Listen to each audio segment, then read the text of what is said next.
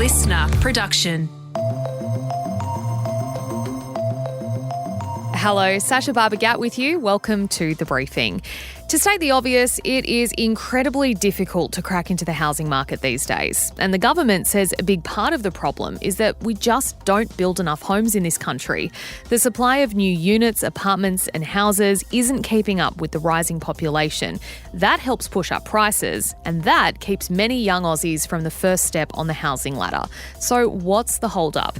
In the second half of this episode, our very own Bension Siebert takes us through a straightforward explainer on why Australia is so slow to build houses, how that affects house prices and rents, and what can be done about it.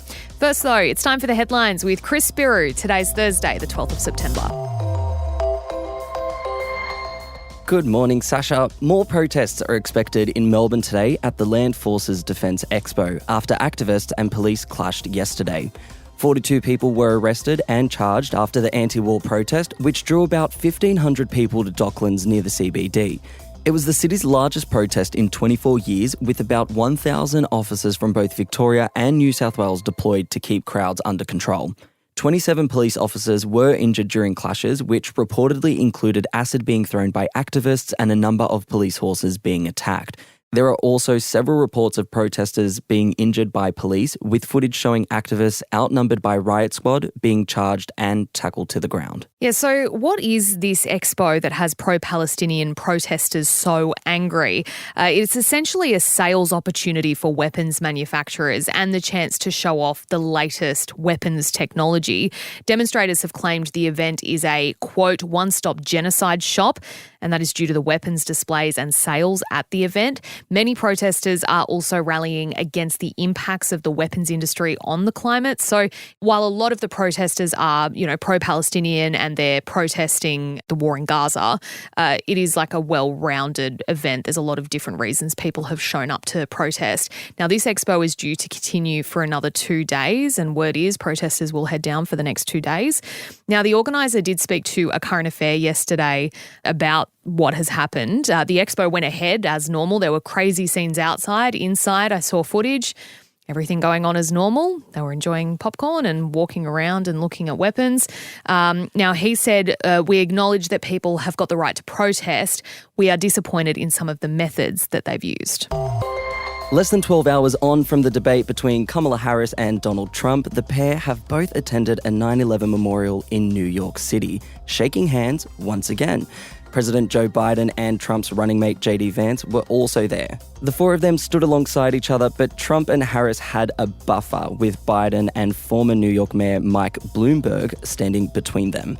The Democratic nominee has been widely touted as winning the debate, but the Republican rep has complained about it being 3-on-1 in reference to the ABC moderators who had to fact-check him multiple times throughout the debate.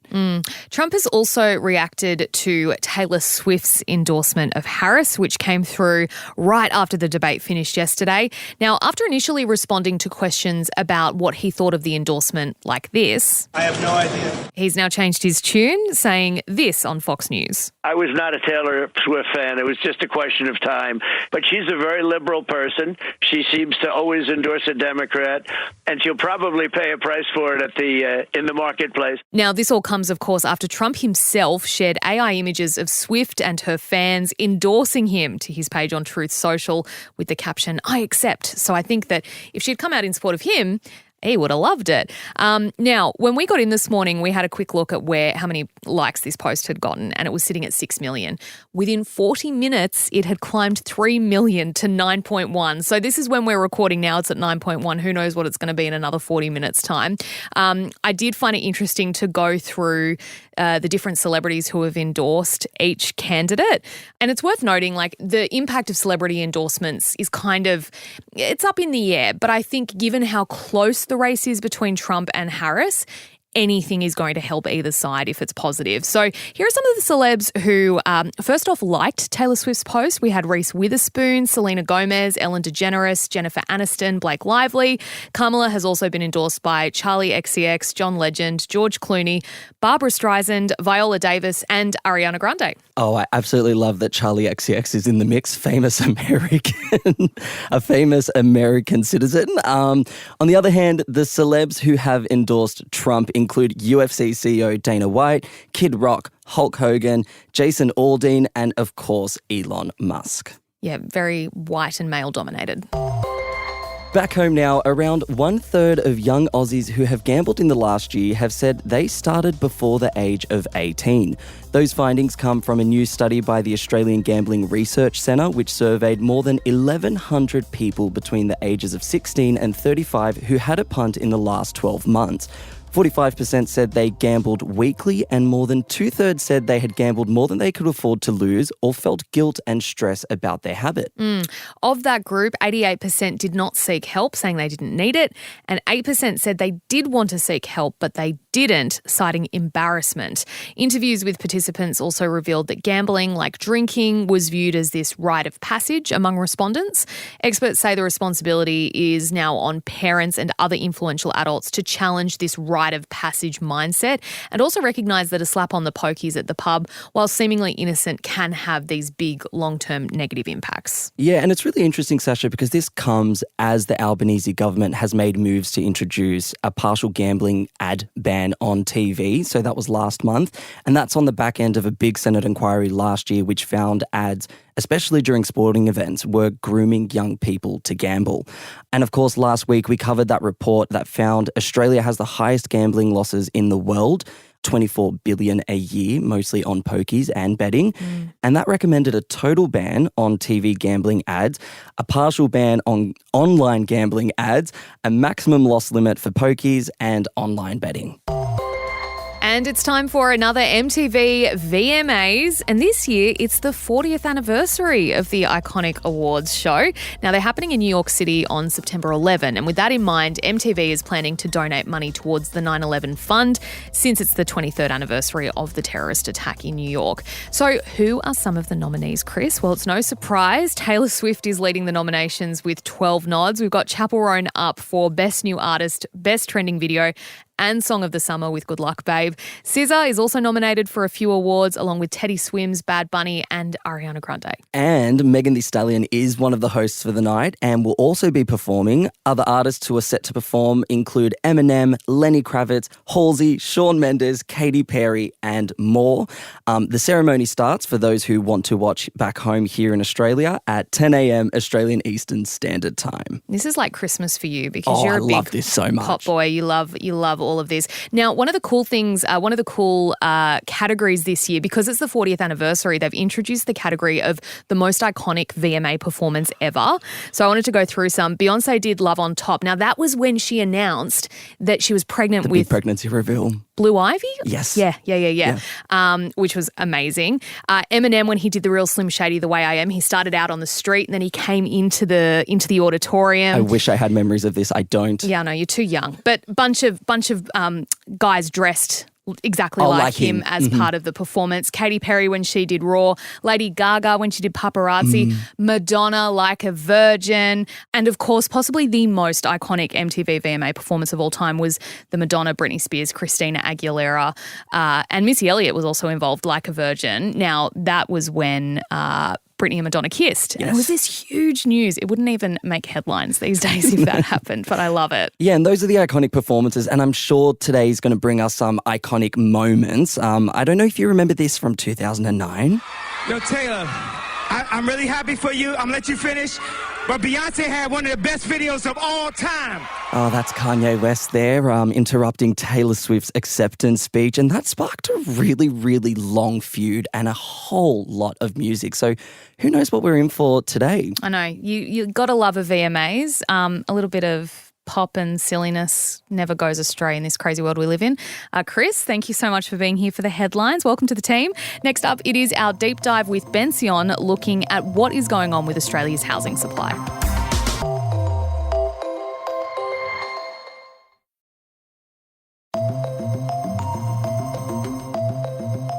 House prices have surged across most of the country since COVID.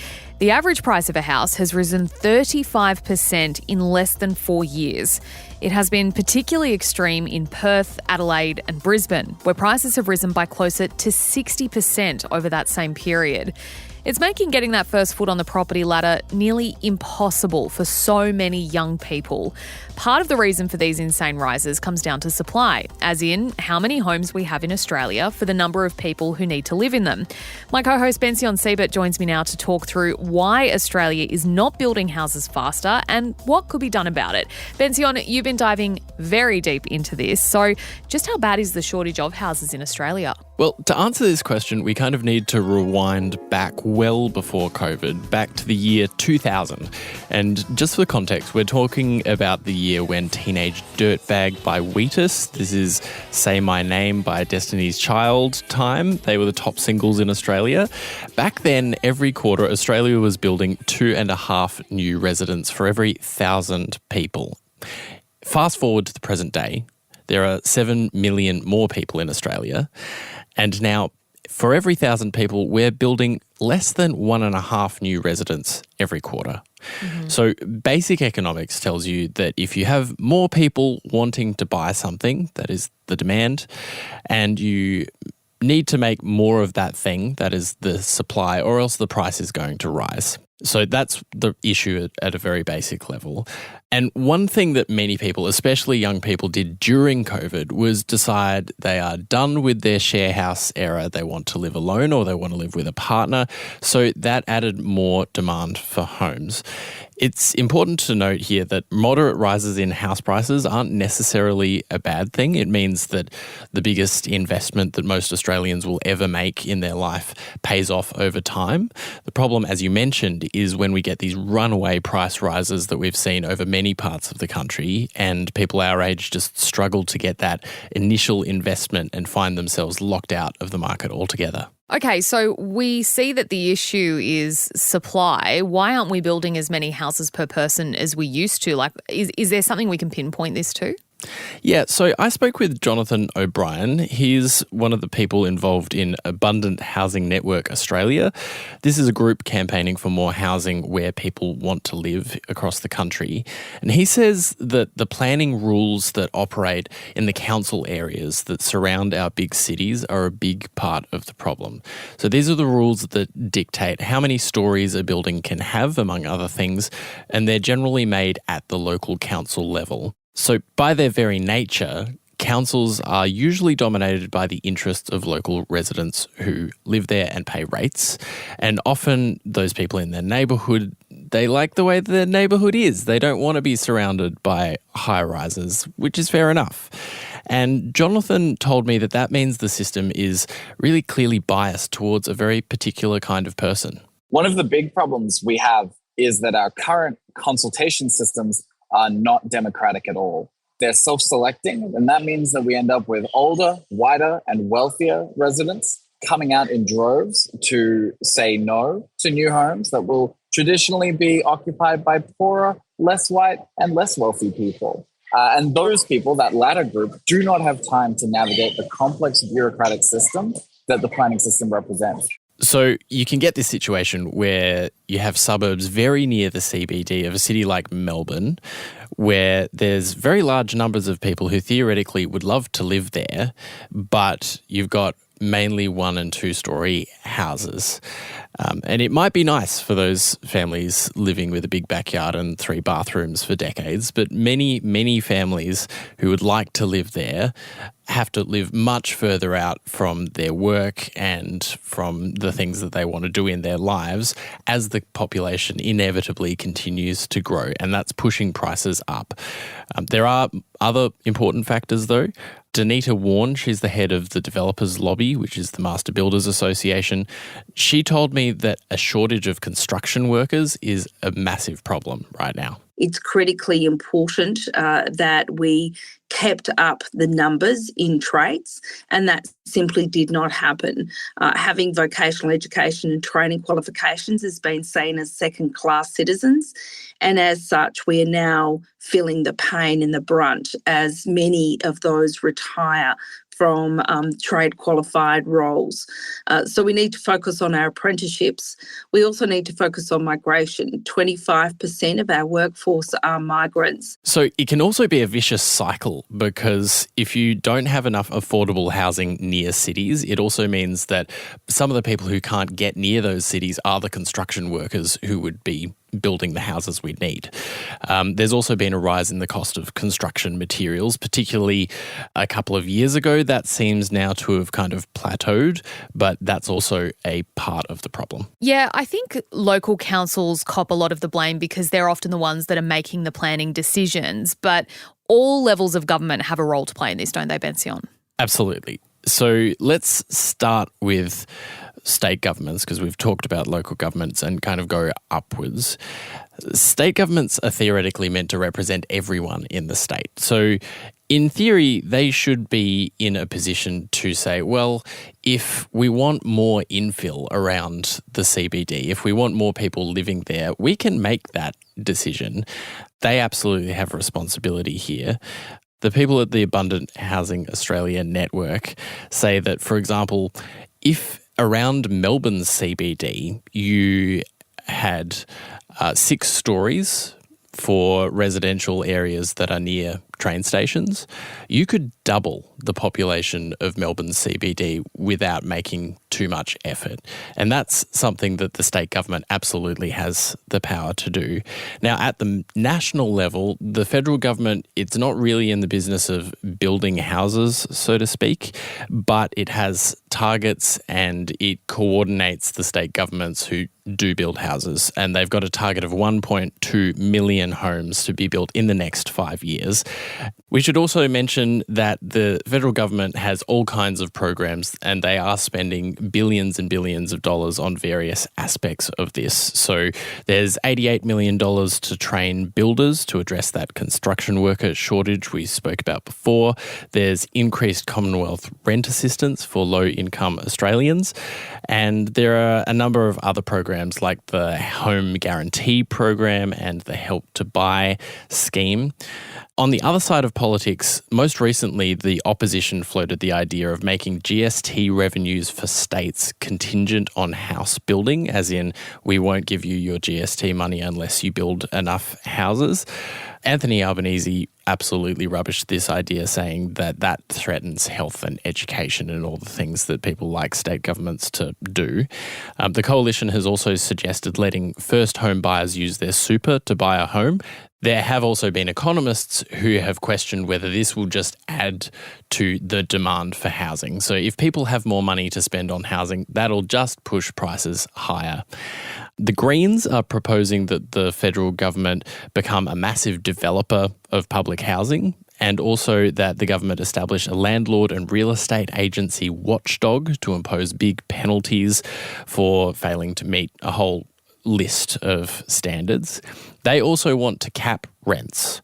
Economists also say that this would reduce the number of people investing in building new homes, and so it may kind of have the opposite effect, even if it does dampen rents in the short term.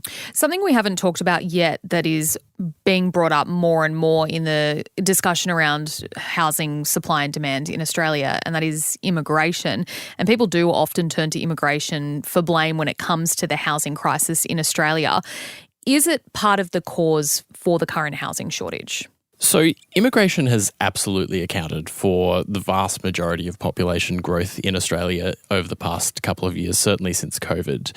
And we have to remember borders were closed for 2 years almost. So there's been a big catch-up effect, which is slowly tapering off. That demand, however, was always coming. This is something that governments have planned for and known about for years. We have to remember that immigration is something that we require for all kinds of things in our economy, our healthcare system, and basically it helps make everything work. We need lots more people over the years for everything to function. If you ask any major business owner, if you ask the construction sector in particular, heavily reliant on migrant labour to get these houses built, we can't do Australia without immigration, and that's not even to discuss the success of our multicultural society and the value of diversity and all that kind of thing. But blaming immigration is kind of thinking about this in the wrong way around. The fact is we need immigration. Our housing system has to keep up with that. Okay, so what are the options then going forward if we want to build enough houses to keep up with population growth? What actually has to happen in this space to address the issue? There are basically two key options. The number one option is to keep doing what we're doing. And what we're doing is we're just continually building further and further away from our major CBDs. And so people are spending an hour and a half, 2 hours getting into work every morning. They are driving cars to do that. And the big problem with that approach is that it is cheaper to build out there, but it is so expensive for governments to put the infrastructure out there that they need in order for people to actually live, the hospitals, the roads, the electricity. Here's Jonathan from Abundant Housing Australia again. So building really far out has enormous environmental impacts. Obviously, it makes people sort of be very car dependent. And even in the case of fast rail only gives you one way in and out of the city. If the rail line is obstructed or if there are rail works going on, you've immediately lost your connection to the city. Whereas if you live in further, if the tram is down, you get the train. If the train is down, you get the bus. You cycle, you can drive if you really need to. The reality is that having more than one connection to your destination is really important. The other option is building more in established places where people want to live near the city, but that is very politically difficult. And the structure of our government system, where we have local government dominated mostly by local residents, state government, which is involved in actually building houses, and the federal government, which has this sort of organising role, it makes it really hard politically to get those houses built and those higher stories that, frankly, a lot of people don't want. But there has always been a housing crisis for lower income Australians, and it's only been now in the past few years that that housing crisis has become a middle class problem. And there's a lot of people in the middle class, a lot of millennials who are struggling to get onto the housing market, and that means that the politics of this issue demographically are likely to only go more in favour of building more houses closer to the city where people want to live.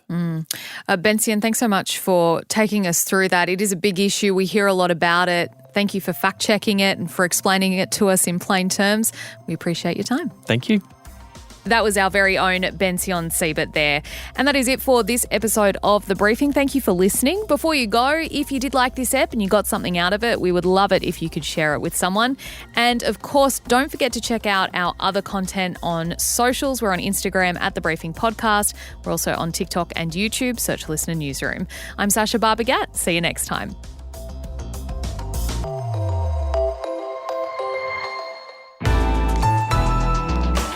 Listener.